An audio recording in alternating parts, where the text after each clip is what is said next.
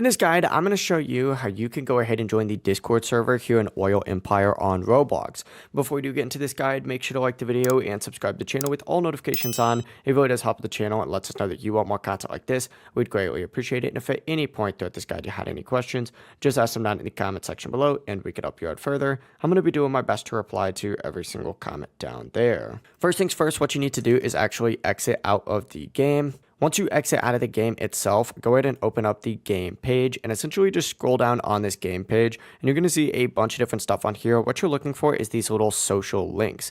Essentially, go ahead and select the little Discord logo and hit continue. And what it's going to do is in a separate tab, open up the Discord official Oil Empire invite link.